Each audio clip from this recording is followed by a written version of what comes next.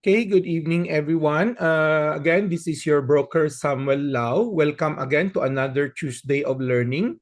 So tonight, pag-usapan natin yung 20 real estate problems and how professional brokers solve this problem. So alam natin sa bawat transaksyon ng mga general brokerage. Kumbaga, the topic tonight is all about the secondary market or the resale market. So not all transaction is kumbaga very smooth, no? From time to time we always encounter common problem. But this problem, the reason why we are sharing this one is pag na-encounter mo na to in the future, maiwasan mo yung mga common failures kasi narinig mo na sa Zoom natin ngayon, tsaka your advice kung ano yung mga strategy, what to do or what to approach, no? Kaya just enjoy, set back, relax, and enjoy your dinner or have a cup of coffee, no? So again, we're here to discuss 20 real estate common problems. So in real estate practice, especially in the secondary market, medyo madugo siya compared to the project selling. Kasi it is us licensed broker who do the due diligence. And not only just a simple due diligence, medyo malalim pa yung mga ibang mga due diligence dyan. So the broker, kayo, now, if you're gonna practice this properly, challenge and learn it by heart, you become one of those trusted broker or advisors in your area and to become a top producer. Okay? So I hope I can share you my experience. Disclaimer lang, pag-usapan natin ngayon is more about our experience in the secondary or brokerage market. So hopefully I can impart some knowledge. So we divide it into several parts. The first part is pag-usapan natin yung common problems related to legal and ownership problems. Number one, property with multiple heirs. Yung mga nagbenta, mga anak na, siblings or mga apo na. So common problems is owner is deceased, patay na siya, heirs disagreed, estate not settled. Okay? The scenario is patay na yung registered owner. Maraming mga anak, tsaka hindi nagka-agree. Ano ba yung common problem diyan? Maraming disagreement, no? Yung iba magbenta, yung iba ayaw magbenta. May mga ganyan. Yung minsan naman gusto nilang magbenta, yung iba gusto presyo mataas, yung iba gusto presyo mababa. So they cannot kumbaga meet in the middle. So how to approach that one? And then yung iba pa gusto magbenta kaso hindi naman binayaran, unsettled pa yung estate nila for 5 years na, 8 years na, 10 years. Yung iba nga may nakita ko dyan, more than 20 years, no? So, mas mataas pa yung penalty kaysa babayaran nila. So ngayon, what are those possible solution? Ang pag-usapan natin. By the way, tonight, ang guest natin are not only licensed brokers, no? Meron tayong in-invite na mga property owners or mga developers or mga organic staff ng developer. Tsaka, of course, mga real estate salesperson, tsaka yung mga ahente-ahente or mga enterprising agents natin. The reason we invite them, baka para naman they learn. So when they collaborate with us, licensed broker, a little bit plansado, malinis-malinis na yung mga sinasubmit nilang documents or information with us. So again, let's go back. So property with multiple heirs. Anong solution? Number one, we need to identify the all heirs. So pinapagawa natin ng family tree yung seller. And then, minsan nga, pinapa-certify ko pa yan sa kanila. Kasama sa ATS ko namin yan, pinapa-certify natin na kami nagbebenta, we certify nga, we share, we give all the, kumbaga, all information, walang tinago, parang ganun, no? Na we certify nga 100% kami mga heirs, decided to sell the property. So, we need to work with a lawyer. Okay, pagdating sa bentahan na ganito, we need, if it's an extrajudicial ang agreement para magkasundo sila to sell, wag natin suluhin as a licensed broker. Just like we don't want the lawyer to step in our shoes as a broker, tayo naman, let's practice na if there's a legal, let's give it to the legal. So, and we work as a tandem power team, no? So here, identify properly the heirs. So magtanong-tanong ka sa mga kapitbahay, ilan ba anak ni Juan de la Cruz Sr.? Ilan ba? So tanong mo sa mga matatanda in the area, no? Tanong mo kung meron ba siyang asawa sa pangalawa, pangatlo, pang-apat. So you need to magmarites tayo. Then you facilitate extrajudicial settlement. The word extrajudicial, maayos natin, diplomatic natin, nagkasundo sila na either ibenta the property, no? So we need a lawyer to help drop those things, to agree. Kasi pag hindi nagkasundo, magiging court yan, judicial settlement. Then appoint a family representative through SPA. So minsan may 4, may 5, kung 2, 3 okay lang yan. Pero the more marami yung mga anak, lalo na yung 2 pamilya o lalo na yung ang pamilya pinag-usapan natin is 2 or more, no? So we experienced that one. So nagkaroon kami ng extrajudicial settlement with administratorship bawat family para ang kausap namin yung mga administrator lang, no? Sa family A, yung panganay, sa family B, yung pangatlong kapatid. Ganun lang, no? Of course, I work that with a lawyer nila, no? So, appoint family representative with his PA. Then align yung magkanong selling price nila. So, karamihan problem di sila kasando, papasok another professionals, what we call yung mga appraiser. So recommend natin to come up with a appraisal valuation to their property para among magkapatid maupuan nila and they can decide ano yung benchmark for their selling price. Okay? So appraisal team, lawyer team, ang power team natin dito to liquidate estate pag ganito is the appraiser tsaka yung lawyer. Importante dalawa yan, initial. As time come, parami-parami pa yung team. So, hope I share something about problem number 1, property with multiple heirs. Number 2, state tax, hindi pa nabayaran. So, problem is state tax unpaid for years, preventing title transfer. So, gusto nang ibenta kaso hindi pa nalipat. Ang magbenta ang mga anak na kaso nakapangalan pa sa parents. Ang magbenta mga apo na kasi nakapangalan pa sa grandparents, no?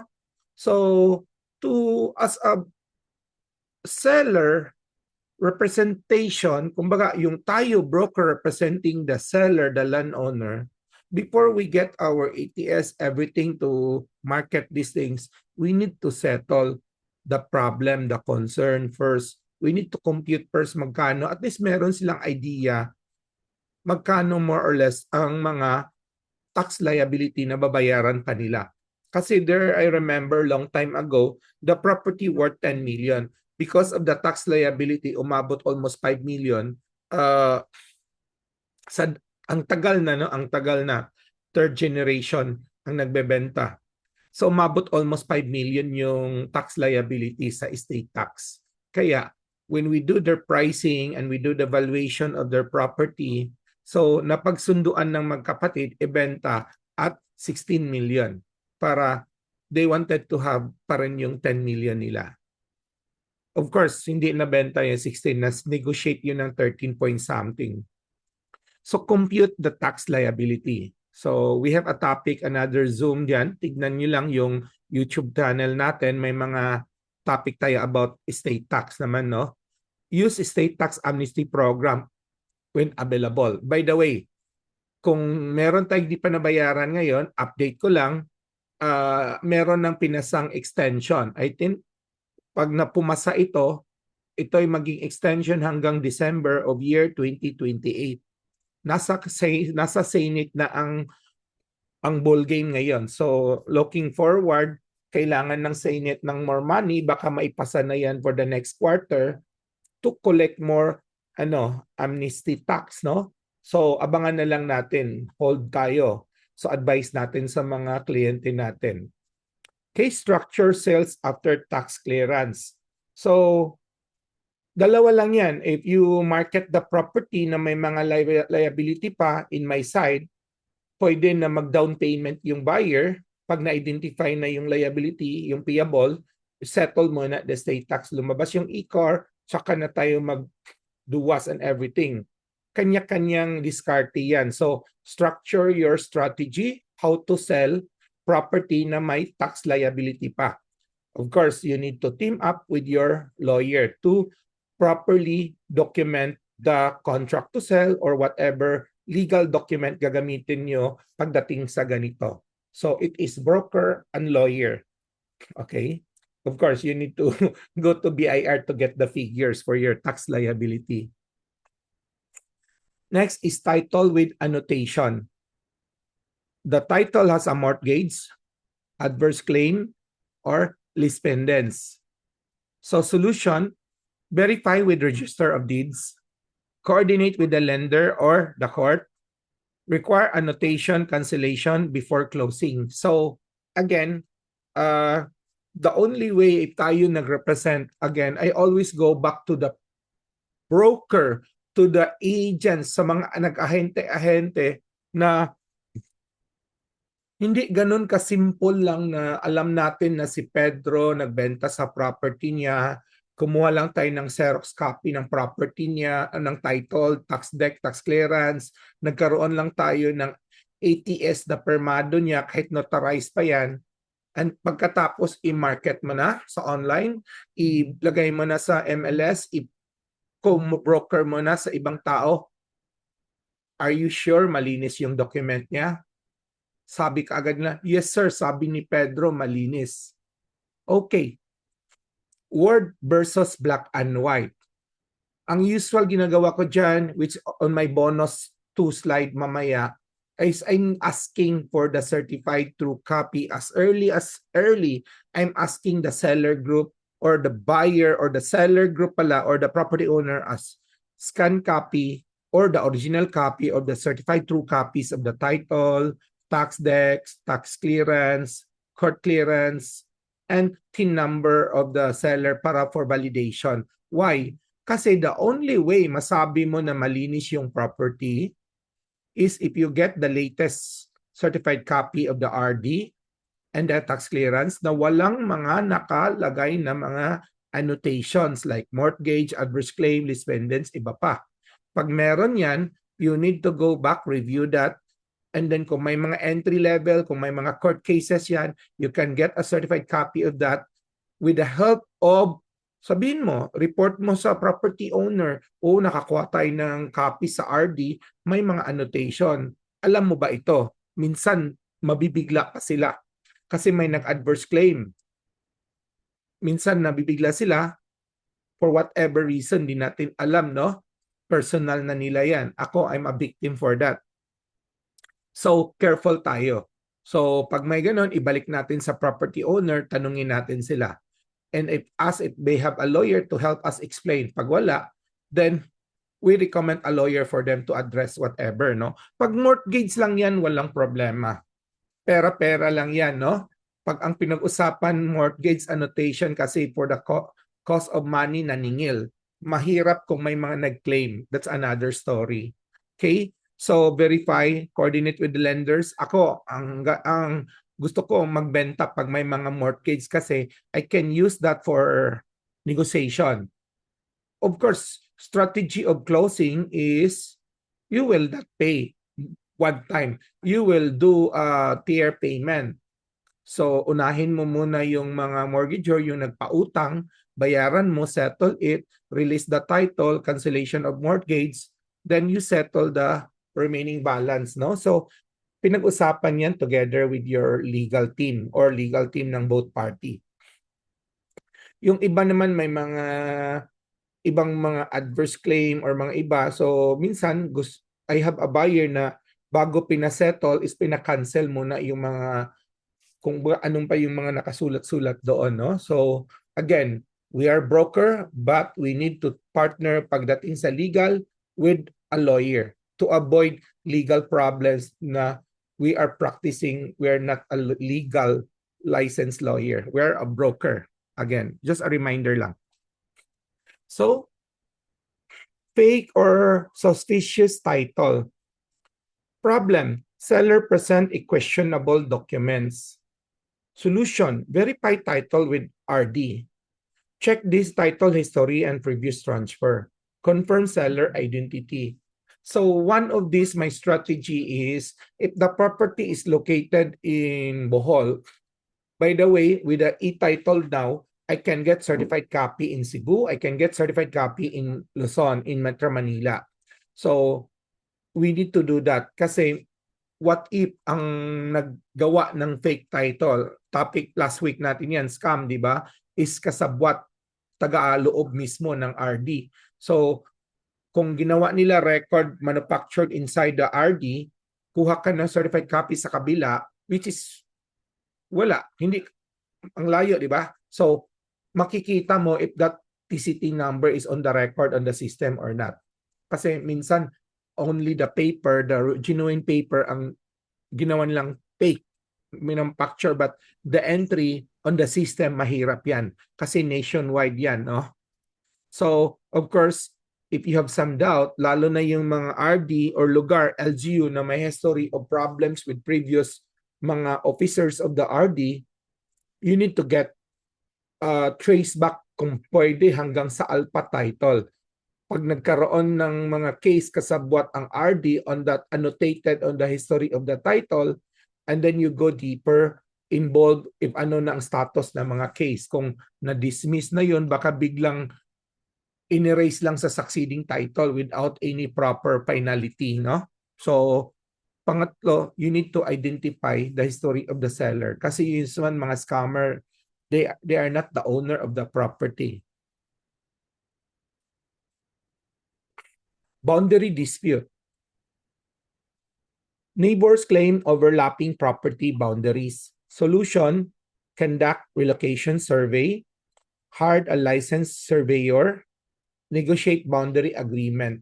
So, minsan on the seller side, tayo, we need to visit and make ocular and be familiar on the property. Kung maliit lang yan, madali natin makita yung overlapping issue, lalo na pag naka-fence or naka-ano, tanong-tanong lang natin sa kapitbahay. Pero what if you're selling hectares or hectares of land? Mahirap yan kahit i-drone mo pa yan. Lalo na nag-sell ka ng mga consolidated property of 3 or more or 5 or 10. Okay? Lalo na binibenta mo sa developer. So, mahirap malaman kaagad yung overlapping. But, always on the buyer's side, when you buy, kasama sa due diligence yung relocation survey. Always kasama yan. So, doon malalaman. Pag nangyari na may problema, so you inform the seller na may problema kaming nakita. So, they have the rights also. Pag in-amend nila, in-accept nila, okay. Pero if they question, they have the right also to do their own relocation survey or a joint survey between the surveyor of the seller and the surveyor of the buyer. So, both better on that level, nag-joint survey sila and both agreed. By doing that one, tsaka research nila sa DNR record also. So, let the licensed juridics engineer do that part. Hindi trabaho ng broker. Remind you, hindi trabaho ng broker yan. We need to refer them to a licensed juridics surveyor, engineer, para yung record nila, report nila, will support on our legal documentation. So, negotiating boundary agreement, pag may problema, yun, nabanggit ko na, let the both party hire a surveyor to do joint survey. Okay? Coffee break muna, drinks. Next, part 2, seller problems. Overpriced seller. Daming mga seller gusto mataas presyo, no? So the seller insists on an unrealistic price. Mahirap naman ibenta. They ask for your broker opinion. So solution muna tayo. Present comparative market analysis. Show recent transaction. Align seller expectation with market data. Or one of the best, advise the seller to have their property kumbaga handled, or kumbaga do a property valuation or hire a real estate appraiser to provide the market value or fair market value, no, on their property para may reference si seller. Importante din yung market value kasi minsan yung fair market value is the government index is really karamihan. We don't sell below the BIR zonal value. And alam naman natin, si BIR minsan, boom, isang area pareho in tinaasan. Pero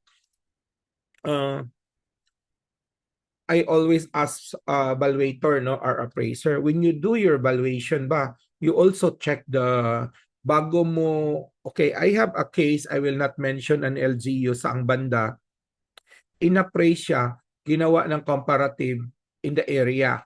Kaso yung comparative in the area, mataas. Kasi ginawang commercial, what's reference, but highest and best use on the area is only for residential kasi yung frontage niya is just 8 meters alley driveway going to the compound. So hindi siya pwede gawing commercial na tindahan, siguro pang service apartment ganon. And then, so if you do the reference for residential use, the price will be around 30% lang of the what's being quoted, no? So tao lang tayo, masabi ko it's not perfect, no? Kaya if we do valuation, kahit mataas yung index zonal value in that area, pero highest and best use due to the property, it's not perfect, wala siyang malaking frontage. So pasok din natin yung highest and best use. So we can really, then sinasabi ko yun minsan, okay, when you buy that property, if you're gonna use it like this, masyadong mahal if you buy at that certain price. Kaya experience in the market can help a lot in giving your opinion. Broker, we can only give opinion. It is the licensed appraiser can do the actual valuation. Seller in financial distress. Problem, seller need urgent cash. That's good thing, no? That's not a problem. But target cash buyer, offer a quick sale strategy, structured discount deal. So, maraming mga nagmamadali, no? Lalo na ngayon ang crisis. So, people may uncertainty, they wanted to liquidate asset, lalo na yung may mga loans kasi hindi natin alam what's the cash flow in the business. Better know liability or minimize your liability and reserve hard cash for emergency. So, point dito, as a seller, we need to advise the seller na ito yung market value, but if you want urgency, ito yung conservative, kasi may nagtanong Sam, if your market value is 20,000, but if I'll ask you, what figure that I can sell this for the next 2 months? And you can give your opinion, no? Like earlier, there's a condominium wanted to be liquidated in along Lahog area for a studio unit of around 18 square meter. Well, sad to say, nabili niya ng mahal during the peak season at 3.6 plus parking. Gusto niya ibenta plus interest niya, total cost niya is around 4.2 million. So gusto niya ibenta 5 million. Sabi ko, very hard kasi ang daming resale market ngayon na nasa 2 to 2.5 million lang or less than 3 million. Tanggalin na lang natin yung may mga foreclosed asset pa. Kaya sinabi ko sa niya ang totoo kung ano nga nangyayari sa market. It will help give the seller wisdom to make a decision making. So ibenta ba niya palugi kung kailangan niya ng pera and roll over that money in the other business or nagkaroon ng additional strategy, no? So sabi ko, parent na lang muna natin while waiting for the market to adjust. Seller abroad, owner leading overseas. Secure solution, okay, secure consularized is PA. Verify identity through embassy or consulate. Use digital coordination. So we encounter a lot of seller na nasa abroad. Of course, common is Red Ribbon. The Red Ribbon, we can verify, validate that one in our DFA. Sabi ng lawyer, they can send letter DFA to certify, validate that Red Ribbon issued by certain embassy or consulate. But how about the uso ngayon, the apostel? I encountered recently, just 2 weeks ago, dumating yung apostel from California. On the lower portion para sa apostel, nandoon yung mga guidelines how to verify the apostel. And it's easy. It's all through online. Entering to the US website, state of a US company, US embassy, no? Kumbaga, I forgot if it's embassy, whatever, but it's a US website where you will type the apostel number, etc., then lalabas ang validation. Parang nag-search ka ng, si Samuel Lauba is a PRC accredited licensed broker. You go to prc.gov.ph, go to real estate, type my name, or type my PRC number kung lalabas doon to validate. So that's the same story with the apostel. You go to that government website, go to the apostel, go to that state and apostel, you type the apostel number or entry, then lalabas doon ang record. So nalaman ko lang yan just last week, no? May ganun pala sa apostel.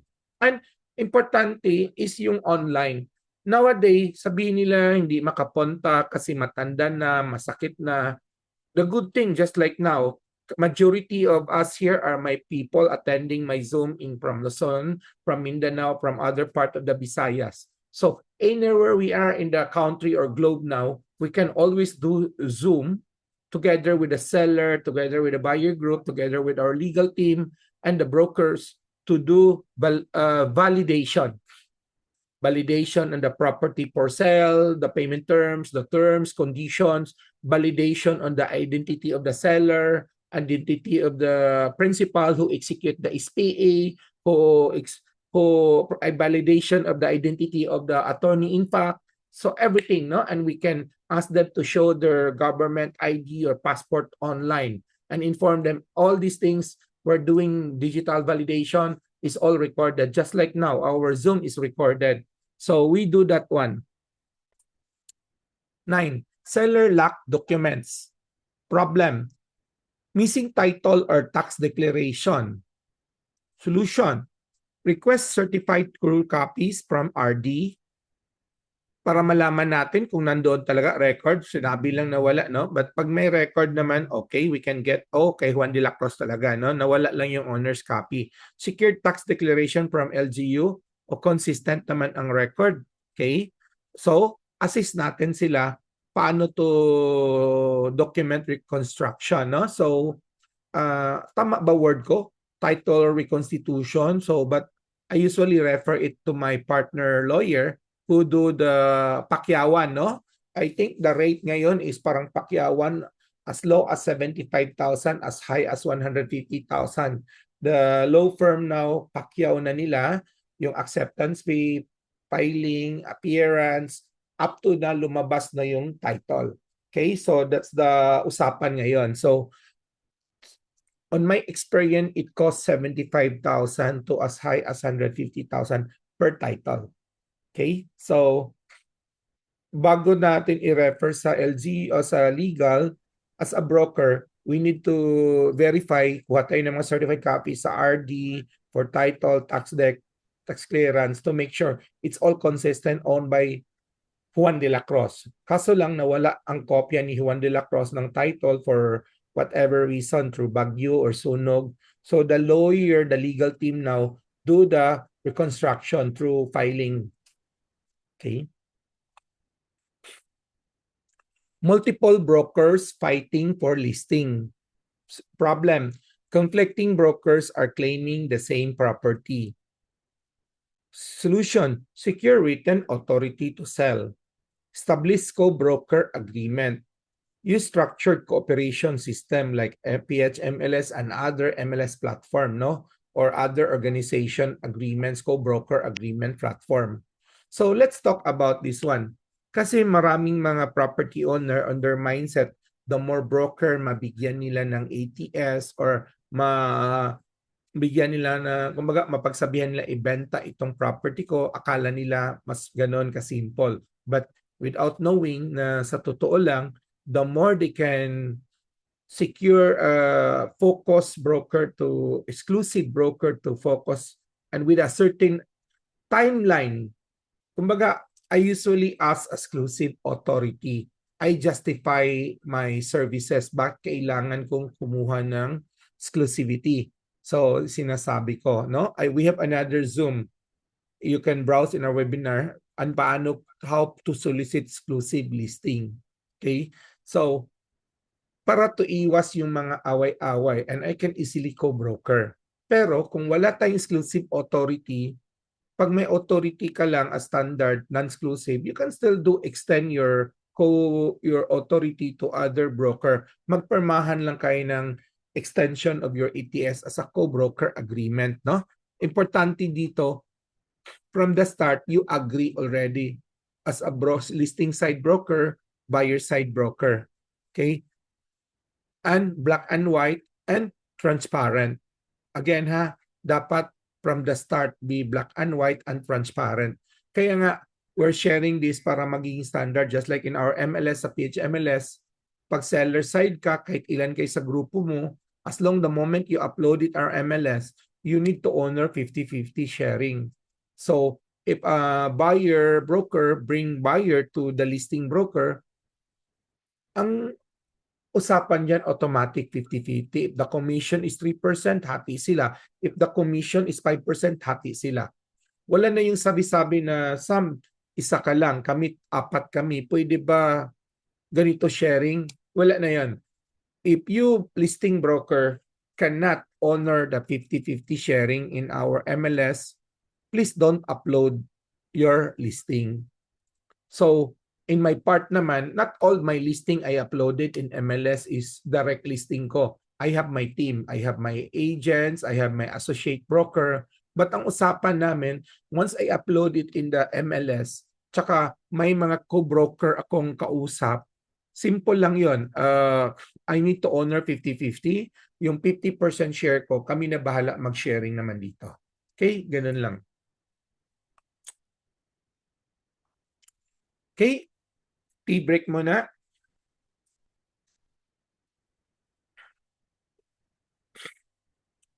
So, part 3, property problems.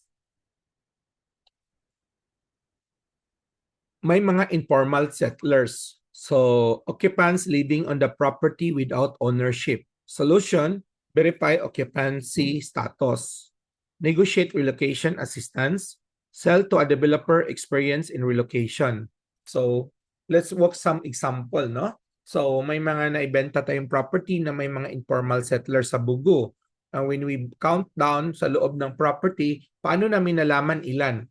The help of relocation survey. So, yung surveyor, engineer, geodetic engineer. So, sabi ko, please kindly relocate, tsaka do as-built. Kumbaga, as-built, i-identify nila kung ilan yung mga household inside the property line. Kasi, yung report ng surveyor, ginagamit namin yan when we call this household in the barangay for dialogue. So, once we identify, we use the report, and we call, I don't call it summon, no? I call it dialogue muna in the barangay. Pinatawag ko with the help of the kapitan, then we explain na gagamitin na ng may-ari or with the new buyer yung property. So, dialogue muna. If you can amicably settle yung relocation pag alis nila with pabaon and timeline, mas maayos. Extrajudicial settlement yung mga informal settler. So, my experience is I usually do na instead na yung budget na to ibibigay namin sa lawyer, sa court, why not I give it to you na lang and then pag-usapan lang natin yung weeks or month ng pag-alis niyo. So, if magka-agree tayo with the help of the witness with punong barangay, I'm willing to give you the 50% and etc. etc. So, ganun lang yun. So, kumbaga, maayos na diplomatic way of paalis ng mga informal settler or mga ganon. Pero what if the tenant is sakit sa ulo, ayaw, sabihin mo na lang na if we cannot settle it properly in a amicably, then hands off ako, then lawyer legal team will come in. So, yung offer, wala na. Okay? So, let them explain. Or, you can also sell the property as is, where is. But of course, benta mo sa developer, a little bit challenge or sa mga buyer kasi ayaw din nila sakit sa ulo. Pero may mga buyer din na sanay na pumili ng mga may tenant because they have a team na magpapaalis. They have their legal team or other team, no? But expect, gagamitin nila yan as an ace to negotiate for the price. So if you want to sell your property na a little bit good price, as early possible, iwasan mo magkaroon ng tenant, lalo na yung mga informal settler on your property. Dapat once you sell property, advise mo sa buyer mo, pabakuran, paano talaga, pa-fence ka agad. Or lagyan ng gwardiya if they can afford. Next, landlocked property.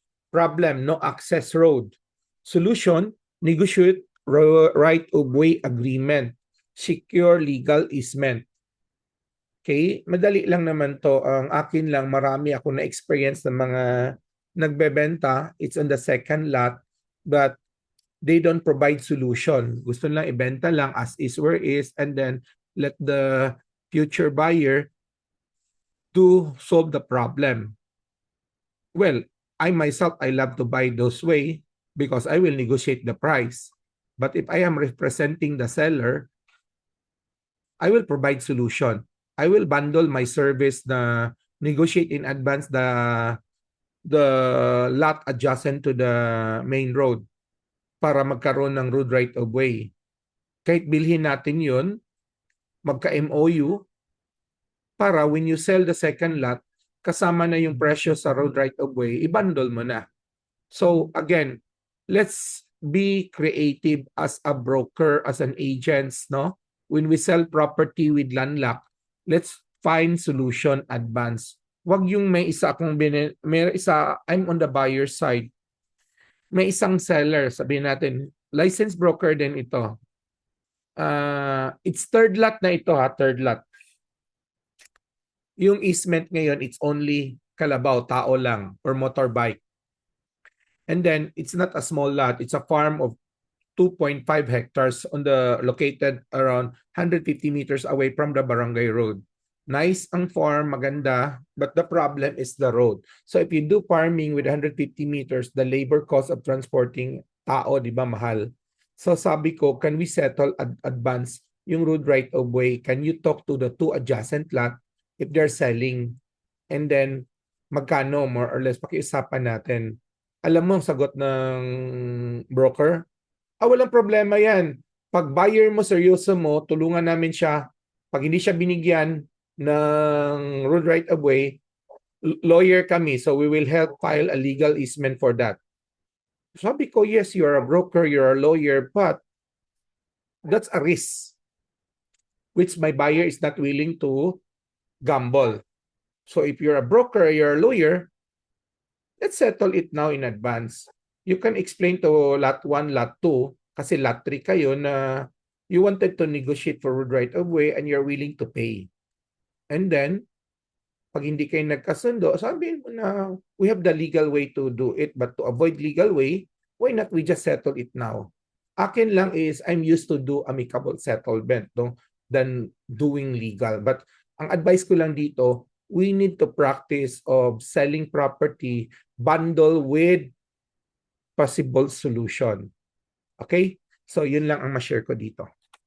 Kasi pag you do that regularly, your buyer will always go back for you.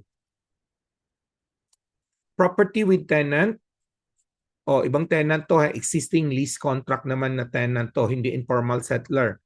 Solution, review lease term, sell property as an income generating investment. Okay, usually when we buy property, alam natin income generating property yan.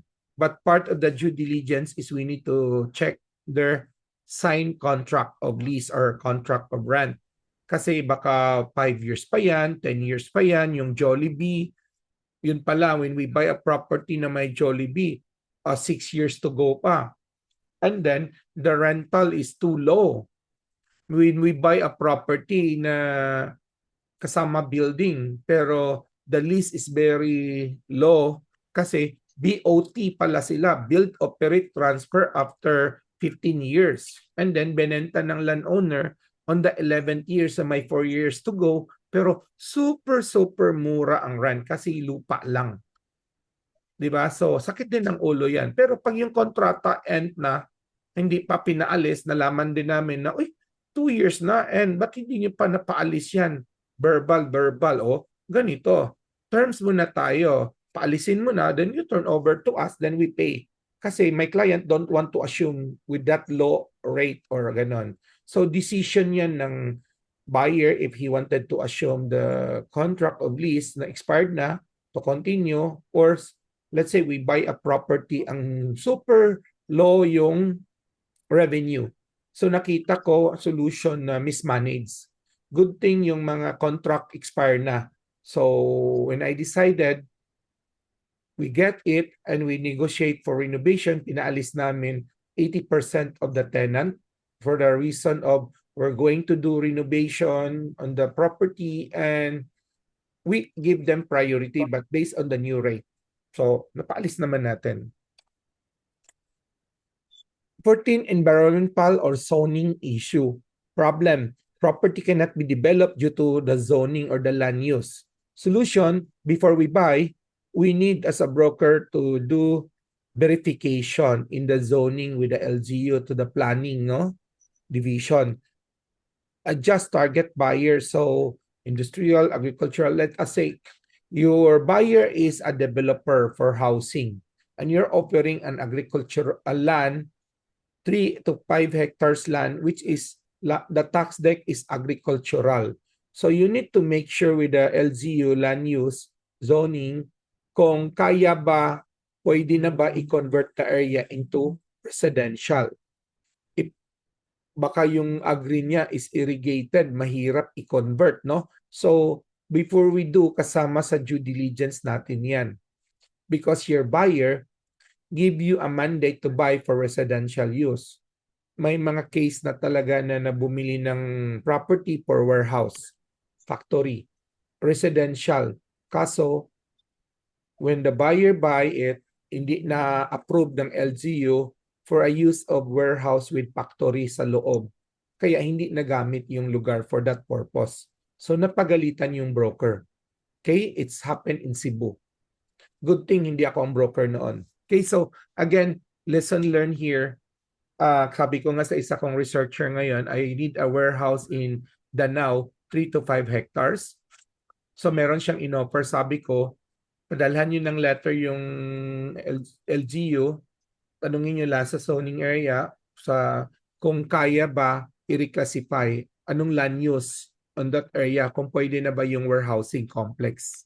So nakausap naman namin, nag-confirm naman that the land use in the area is pwede na for warehouse. So kasama sa due diligence. Number 15, agricultural land restriction. Problem, land covered by agricultural regulations. Solution, verify classification. Process land conversion if necessary.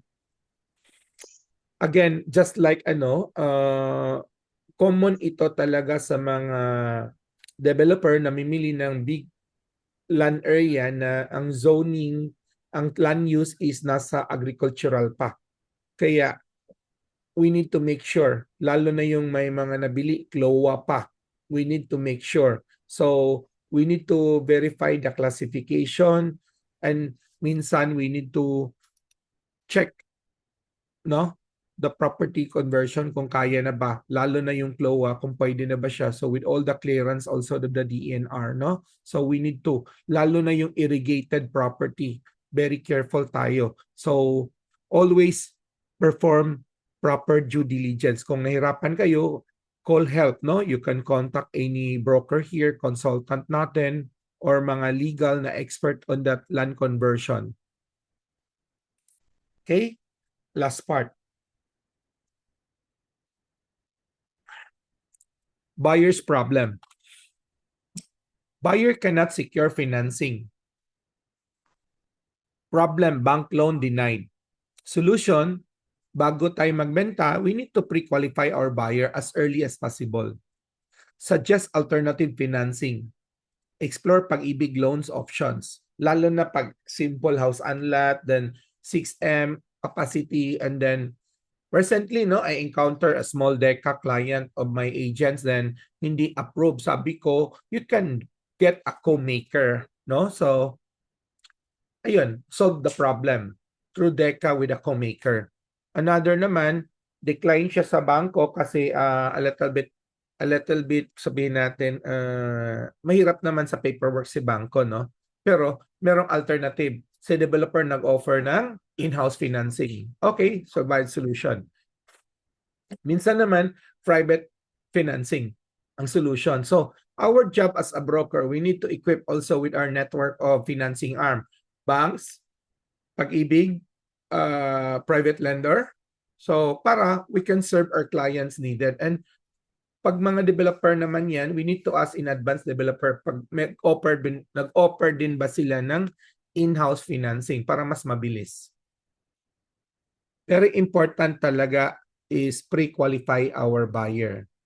Daming biktima ngayon na buyer sa mga pre-selling na mga projects na nag-offer na lang ngayon ng mga 10% equity, 3 years, 5 years to pay, like very affordability.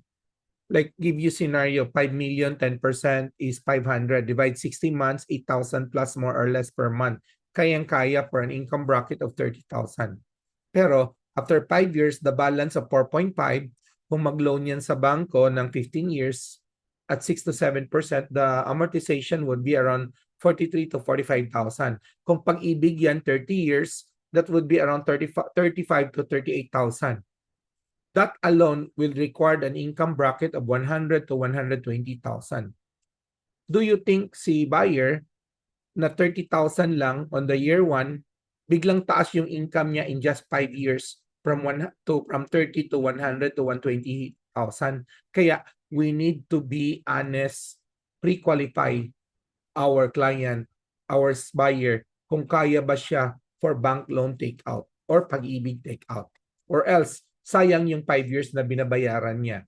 At ikaw naman, broker, agents, habol natin commission tsaka incentives, but in reality, we're accomplice sa na-default na investment ng buyer natin. Buyer due diligence delay. Problem, taking too long to decide. Solution, provide organized documentation, maintain constant communication, set clear deadline. So, sabi nga, it's normal, it's the right of the buyer to do proper due diligence, lalo na it's very hard-earned money or first-time buyer siya. Pero job natin as a broker to help organize, explain properly the documentation process, the legality process, lalo na if they're buying property from a developer, which na-validate natin may license to sell, and developer is proven tested of series of project which being turned over to minimize the takot ng buyer.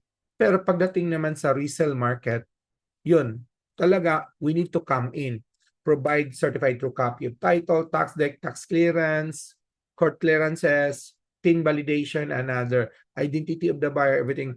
We organize that properly and explain it properly and arrange a meeting with the buyer and the seller. Pag masyadong malaki yan, we need to invite them to have a lawyer to do second round of legal due diligence, no? So it's our job to help have a peace of mind of our buyer to avoid a problem. And again, it's our job to, kumbaga, happy siya na bumili, happy siya na nag-invest. Hindi yung happy tayo, siya hindi. Okay? Huwag tayong maging one-time, big-time deal. Buyer request large discount. Buyer negotiate aggressively. Solution, emphasize property value. Structure a win-win negotiation. Offer terms instead of price reduction. So, ano na yan? Very important is makakatulong yung valuation ng mga licensed appraiser. Let us say, property is valued, appraised at fair market value 20,000 per square meter. Buyer gustong humingi, binabenta ng 22,000. Give 2,000 room for negotiation. But ang tawag ng buyer is 12,000 per square meter. Sabdong ano. So, you can go back to the buyer. Mr. Buyer, we respect your right to name your offer, pero attach here and giving you a latest last month valuation of a known appraiser, Mr. Agosto. Ito yung valuation. Ito yung zonal value. Ito yung reference niya. The market ngayon dictates nasa 20,000 na plus minus. Kaya lang, asking ng kliyente ko is a little bit 10% more for negotiation. So maybe if you can adjust your price more closer to the valuation price, baka makonvince ko si kliyente ko to agree on your purchase price. Or masyadong mabigat sa'yo, we can also negotiate for a terms or deferred with zero interest para to accommodate your budget. So it helps have a peace of mind of the buyer na, oo pala, no? So you can minsan pinasabi ko mga, you can always ask the bank or your own third-party valuator to do valuation also on the market value of the property you are buying. Kaya minsan pag we're talking hundreds of millions above, the buyer, they always have part of their business debt or land acquisition team always kasama si their own appraiser, their own trusted appraiser. Before they make quotation, before they make letter of intent or offer, papasok muna yung valuator nila, do an actual valuation on the property. So that's part of their team to decide magkano yung offer nila to avoid problem in their offer. 19, buyer concern about legal risks, no? Common naman yan, no? The buyer is afraid baka may problema sa titulo. Solution, we provide proper due diligence on document, mga certified true copies. As I always, ulit-ulit ko nang na-mention, no? Explain the transaction process clearly. Involve legal professionals if needed. So on my part, I do as broker opinion. I get all certified. I arrange that one, organize that one. And I always tell my buyer, Mr. Buyer, meron ka bang legal team to handle your legal review, final review? Again, I always ask, pag wala, I will recommend a lawyer, our associate natin, kumbaga part of our power team, para siya ang to handle the legal side, final legal review. Lalo na yung may mga annotated, pero kung titignan mo, nakita ko nga isang transaction ko ongoing ngayon, 6 pages yung annotation. Kasi 1970s pa. Yung, kumbaga, daming mga annotated na SPA, etc., board resolution, 6 cert, and then bago naghiram sa bangko, authorizing Juan de la Cruz. Ngayon, na-pay off na naman. Then after pay off next month, humiram ng bigger amount kasi negosyo nga, di ba? Ginamit sa negosyo. And then authorizing another. So, yung sabihin natin more than 20 annotation entry. Takot si buyer.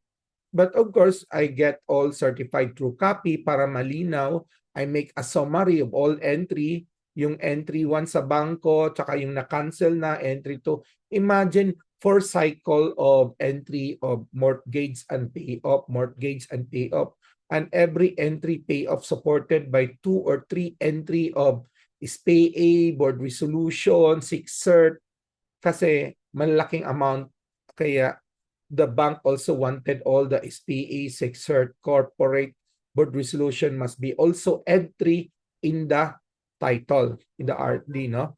So, pati yung ganun. So, okay naman. So, ngayon, it was forwarded now in their legal for final legal due diligence. So, I get a certified true copy of title, tax deck, tax clearance, 2 traceback title. If they needed more, I'm willing to provide. But yung 2 traceback, nasa 1960s na kami noon eh. Okay? And then, yung transaction naman, malinis naman, puro benta. Wala namang case. So far, walang case. More on mortgage lang naman. And then, I get a court clearance also in the MTC, RTC. So ngayon, it helps my buyer. doing legal due diligence para kasi if we don't provide how the buyer can do legal due diligence lalo na my buyer is from Manila. Okay, transaction delay. Closing is taking too long. Track document timeline. Coordinate with bank, BIR, Register of Deeds. Maintain transaction checklist. Transaction delay. Maraming cause of transaction. Sabihin ko isang case ko ngayon. My buyer is willing to buy. Kaso, si seller is based in US. They don't want to go to the embassy or consulate kasi mga matatanda na sila. Okay lang sa kanila apostel. Yung buyer side ko naman na lawyer, sabi, ayoko apostel kasi I cannot validate apostel. Kailangan ko consularized red ribbon kasi I can validate in the DFA. Di ba? I gave a scenario. But insist si try natin. Hanggang sa dumating yung apostel, nakita ko sa lower part that I can validate in the US website, just like validating our PRC ID. So we forwarded again to the lawyer and explain it. Nagawa pa kami ng sample for the validation of the apostel online and screen it, shot, para may idea sila. So, meeting kami end of this week, looking forward prayer na the legal side of the buyer will consider apostel now. Okay, so may mga isyung ganon na minsan kasi not everybody naman is confident, no, level. So, tracking of documents. Ngayon, minsan, another transaction ko, kailangan ko ang cooperation ng bookkeeper, accountant ng seller. Kasi company ang registered company. So tinignan part of the due diligence. Kaso yung bookkeeper, accountant, uncooperative. Very, very uncooperative. So it caused delay. So maraming reason. But what's important tayo, broker, agents, to talk focus tayo with timeline. Follow up. Kasi puro tayo start, then later ito malapit na finish line, iiwan na lang natin bigla. So it's our job. Kasi hindi yung meeting of two minds agreed na yung presyo, nasa documentation, nasa due diligence na tayo, biglang relax tayo. Ang tagal naman, ito naman, imagine this one I'm cooking out. It's been October hanggang, it's been 6 months already. Sorry to say, it's been 6 months already. But syempre, exchange of document from US to here, and we're counting around 3 lots. 1 lot under corporation, or 2 lots under corporation, 1 lot under siblings, then patay na ang registered owner, and then, so we even updated the SEC, no, to GIS into yung mga buhay pa ng mga director. So, kasama sa due diligence ang legal team. So, para napabilis, pina-onboard ko yung legal side, pinakuha ko ng lawyer yung buyer dito, yung seller dito. Kasi the seller was represented by the in-laws only and me, tsaka bookkeeper. Sabi ko, kuha tayo ng lawyer para yung legal side ma-address easily and then madaling kausapin yung buyer side lawyer naman kasi legal to legal na. Okay? But smooth naman, wala namang issue about mga cases. It's more about legal interpretation. Okay? So, you need to be creative. Find the problem, provide solution. And always communicate regularly anong updates to the both side. Sabi ko nga, the seller is so apurado. Gustong ibenta sa iba. Sabi ko sa attorney in fact dito, pagsabihan mo naman yung auntie mo. Pagsabihan mo naman, sir, yung pinsan mo. Hindi naman tayo natutulog. We are reporting regularly on our activity. And there's already a meeting of two minds on the figure. What caused delay is just their understanding on the documents. Kasi ayaw nilang umuwi. Kung umuwi lang sila dito to sign, tapos na.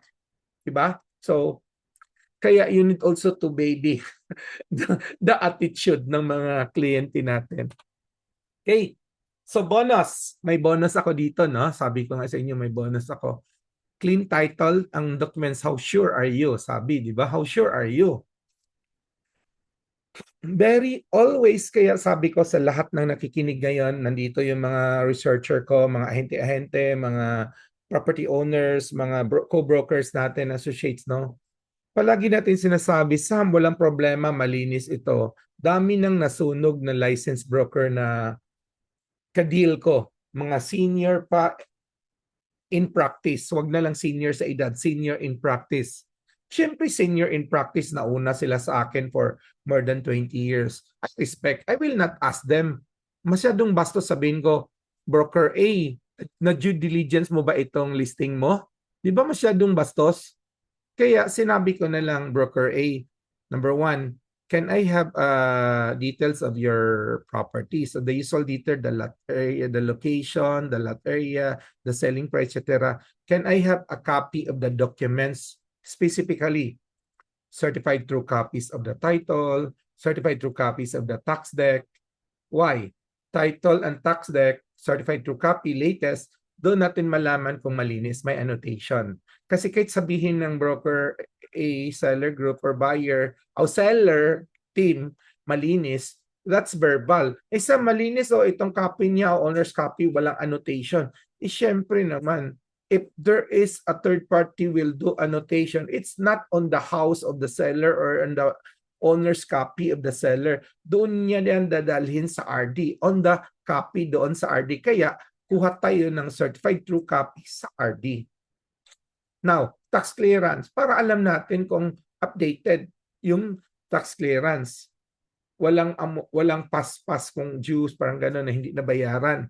Lalo na yung when you buy a property na foreclosed, yun pala, you buy it because good price, pero may baon pa lang as is where is. And then 7 years na hindi binayaran yung real property tax and so on. Okay, so ingat tayo dyan. Ngayon, court clearance, para malaman natin na walang kaso yung lupa. So, kasi myself, I'm a victim. Kaya nga palagi kong inuulit yan. Kasi it's only 1.1 million and then I get all certified true copies of the RD, tax deck, tax clearance, malinis, and I trusted the broker, seller side broker, kasamaan ko sa Sereb.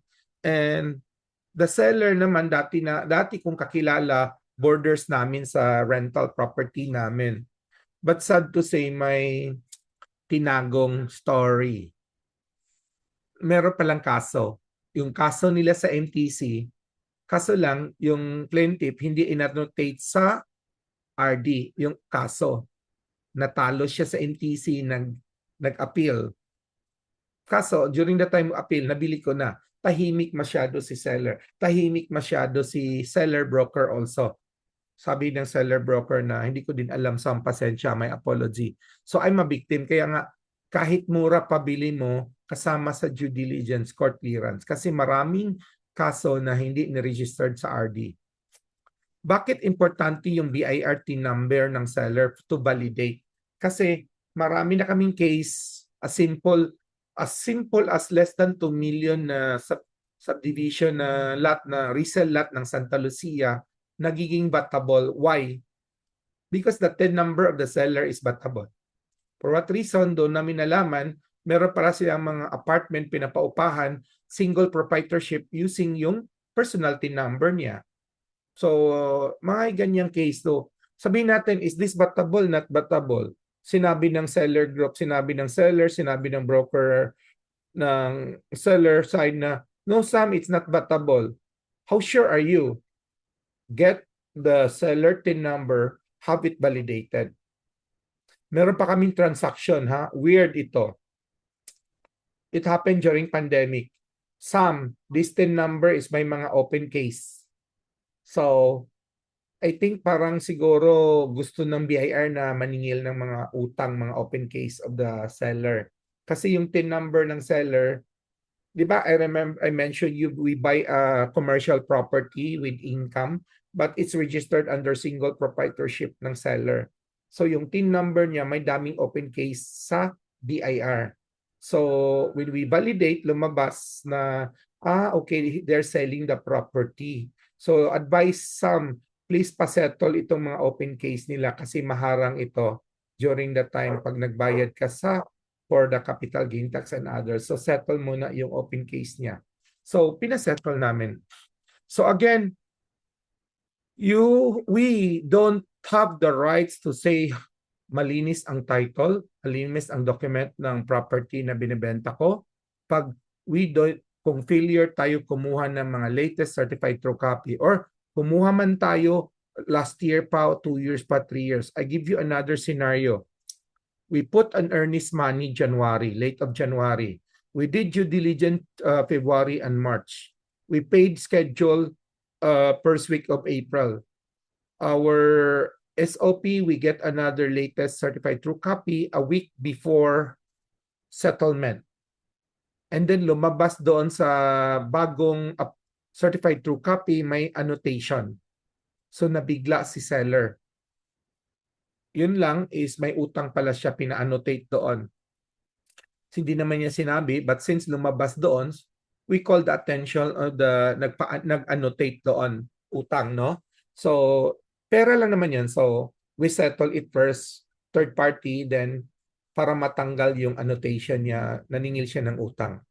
So again, to all my listeners, fellow brokers, agents, ahente, property owners, huwag kayong magalit if we, all of us now, kasi alam na namin, if we ask you, if I am representing the buyer, we usually ask you certified, scan copy lang naman muna, scan copy of the certified true copies of title, tax deck, tax clearance, okay, court clearance, MTC, RTC, and then seller's PIN number for validation.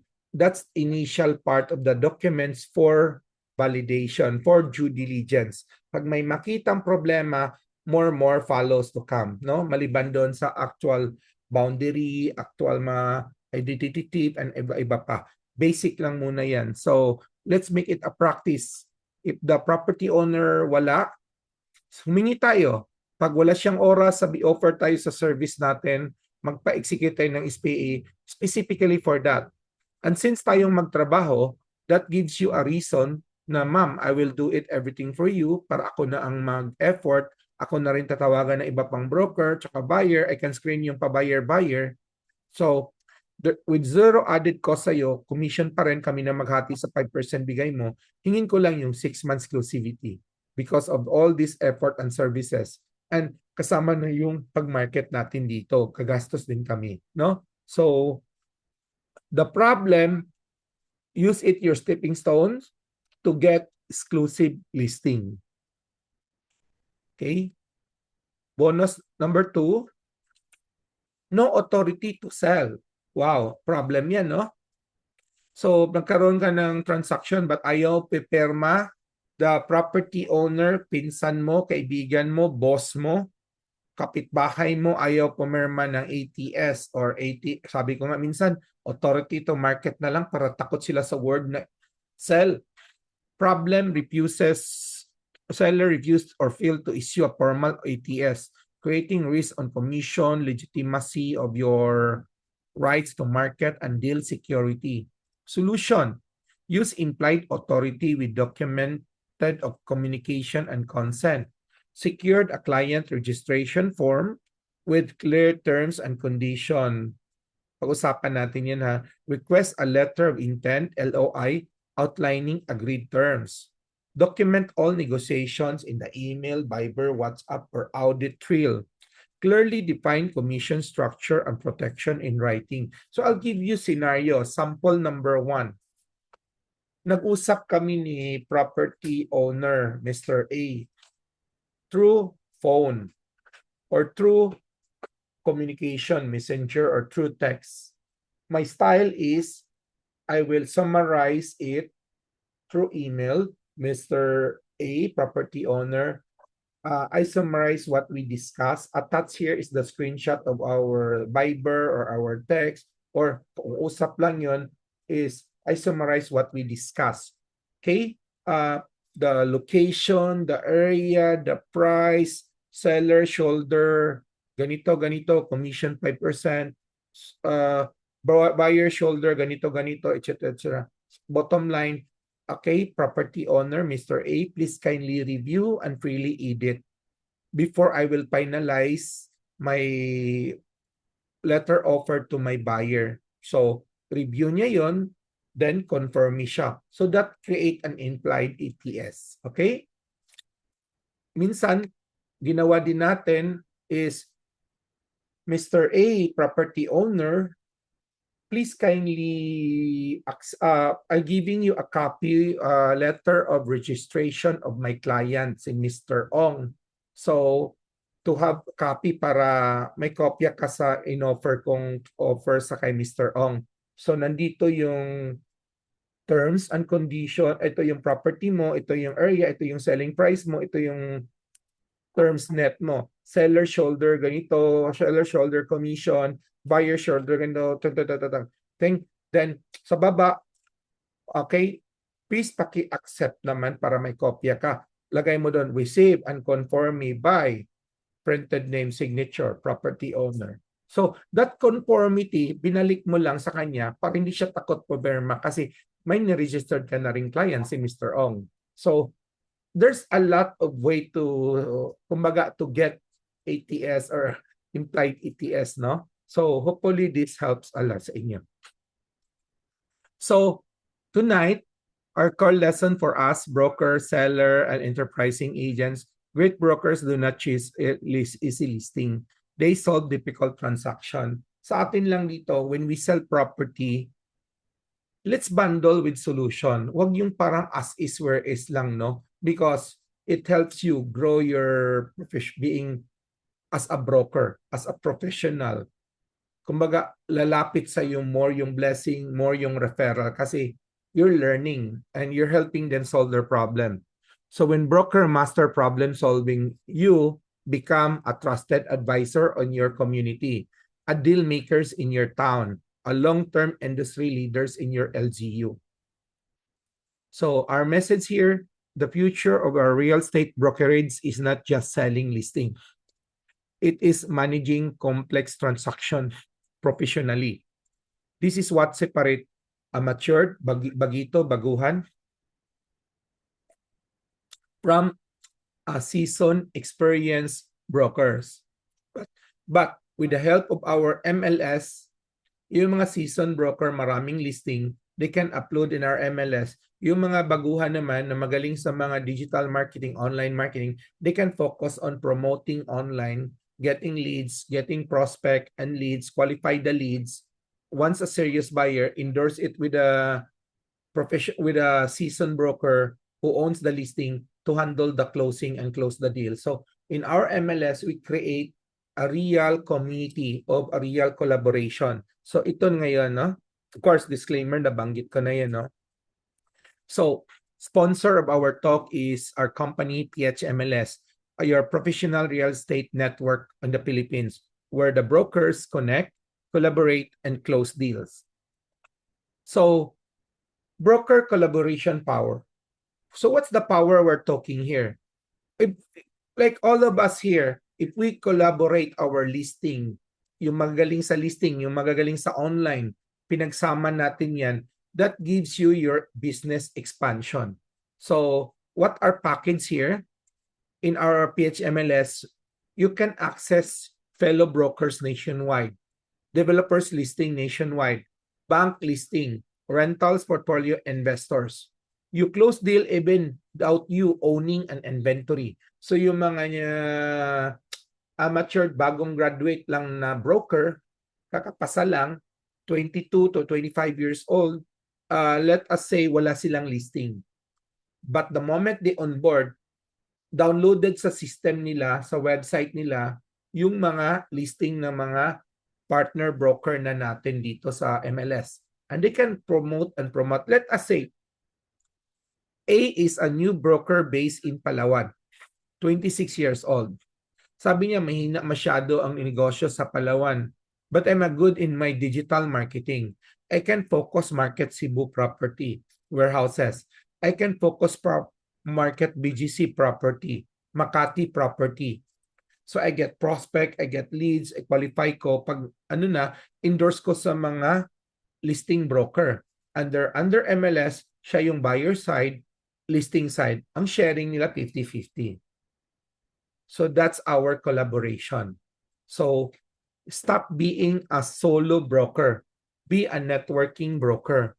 So every new broker joining our MLS community, they become your co-broker nationwide.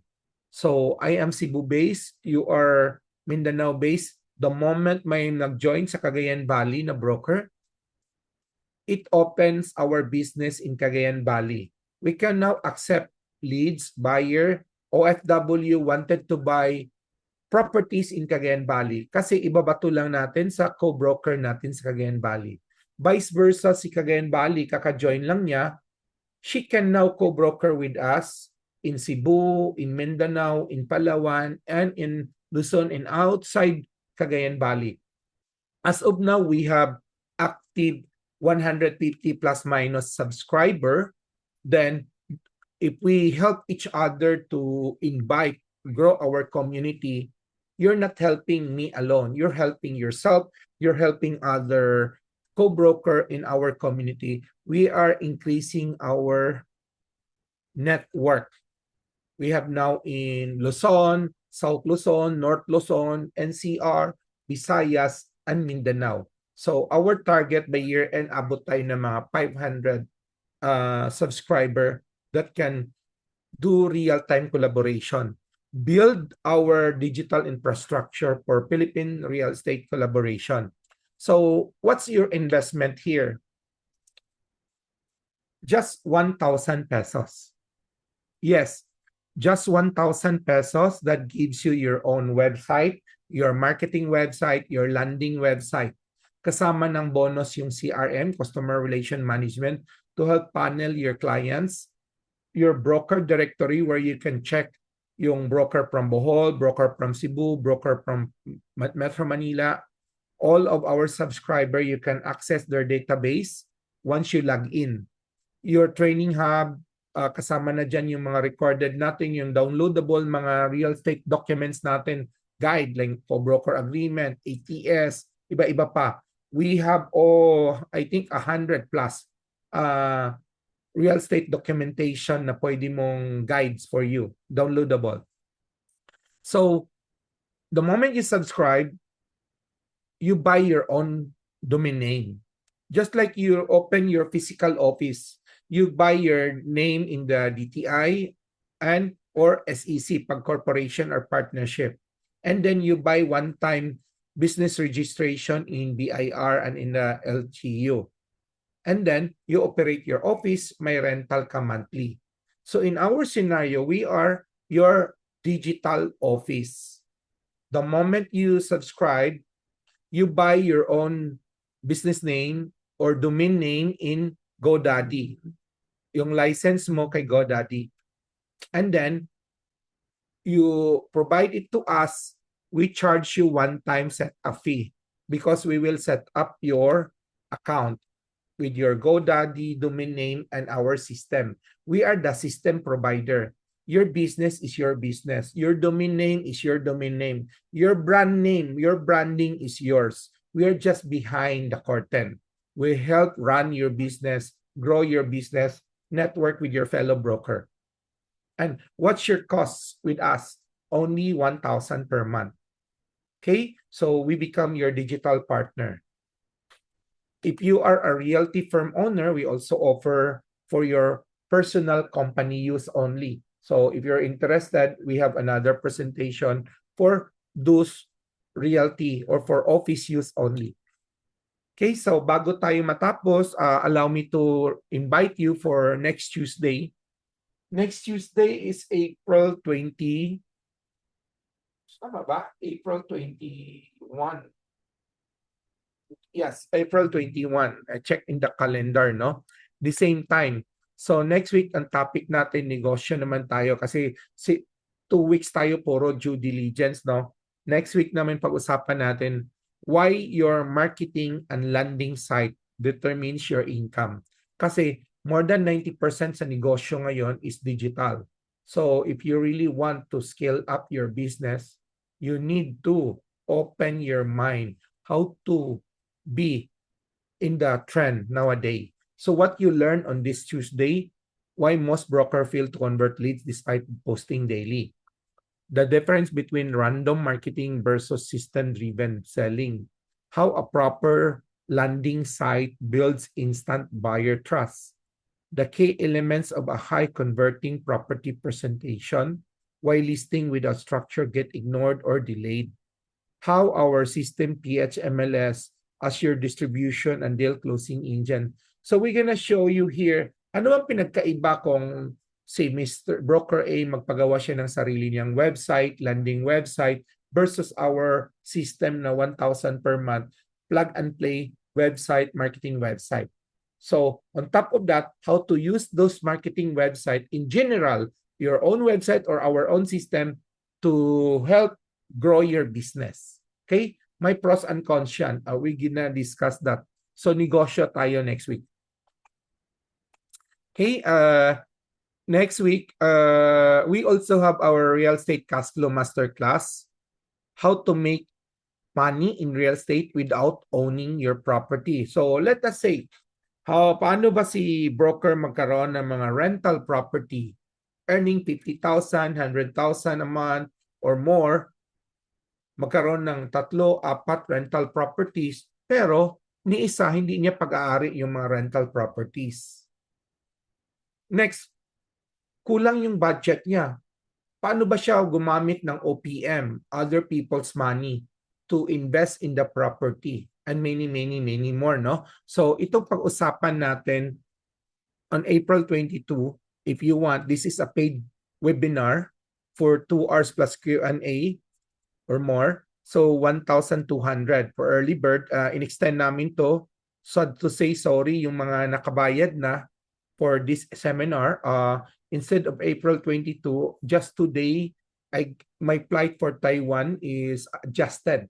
Napaaga instead 23, yung Cebu Manila ko napaaga. So we will move this April 22 a week after kasi I'll be flying out for 1 week in Taiwan. So magiging April 21 instead of 22 Wednesday pa rin, but a week after 29, the same time. So we will extend the early bird also. Okay, so if you really want to grow your business, to start building your passive income, cash flow in real estate. So I'm gonna share you some more blueprint strategy, no? Mga iba-ibang strategy na pwede niyong gawin.